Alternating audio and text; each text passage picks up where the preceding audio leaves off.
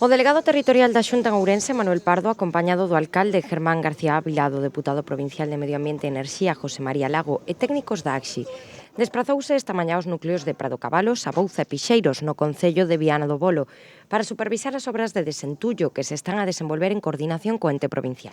Tarefas que, como nos dicen aquí, o persoal que está a traballar xa van en torno a un 30-40% e contan que nos próximos días tamén remate as actuacións de desentullo. Indicar que as precipitacións na treboada foron moi intensas, de unha alta pluviometría, moi pouco tempo, que motivou un conxunto de factores que tivéramos estes danos producidos por a treboada. Non tivemos que lamentar ninguna perda persoal, estamos a traballar conxuntamente en coordinación das administracións para restablecer no que é no posible as infraestructuras danadas por a treboada, tanto na Bouza como en Pixeiros e o resto de poboación.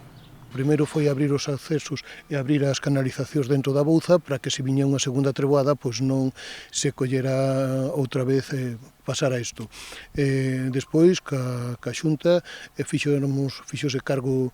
dos traballos a través dunha encomenda atrasa, na que xa levamos sobre o 25-30% para a retirada dos escombros no núcleo primeiro e a Bouza, despois se irase a Pixeiros, pero máis importante é a Bouza, para que os veciños podan ter, sobre todo, persoas con discapacidade que non poden sair de casa, podan ter xa todos os servicios e empezar a recuperar a normalidade.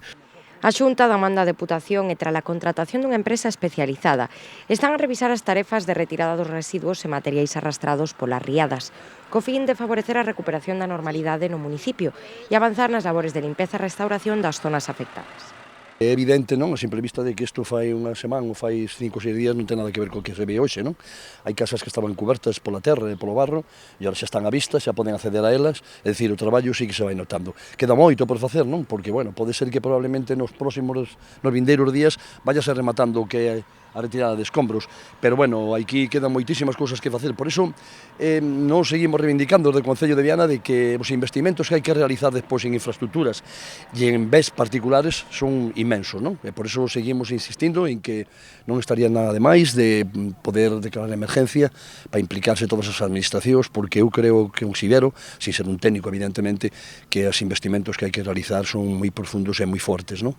Ante estas incidencias, o 112 Galicia recibiu case 2.400 chamadas, que supuxeron unha mobilización de ata 80 recursos. Entre eles, as agrupacións de voluntarios de protección civil da zona, os grupos de emerxencia supramunicipais e os servizos de prevención, extinción de incendios e salvamento, que interviñeron xunto con outro persoal dependente das administracións autonómicas e locais. As intervencións centráronse na protección das persoas, o achique de vivendas e locais, a retirada de árbores e materiais, a sinalización e corte de vías, a apertura de accesos alternativos, a limpeza da lama e a prestación de apoio aos concellos que requiriron maquinaria pesada.